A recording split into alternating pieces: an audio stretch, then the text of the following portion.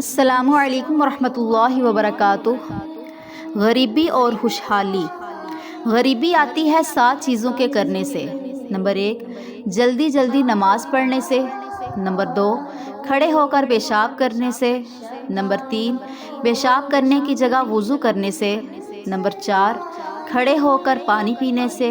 Number 5، منہ سے چراغ بجھانے سے۔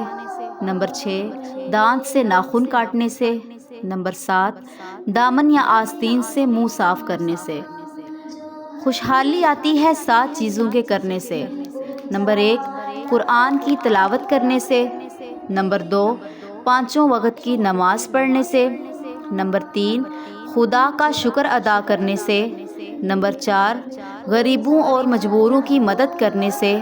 نمبر 5، گناہوں سے معافی مانگنے سے۔ نمبر 6، ماں باپ اور رشتہ داروں کے ساتھ اچھا برتاؤ کرنے سے۔ نمبر 7، صبح کے وقت سورۃ یاسین اور شام کے وقت سورۃ واقعہ پڑھنے سے۔ اے اللہ پاک ہم سب کو خوشحال بنا دے، آمین۔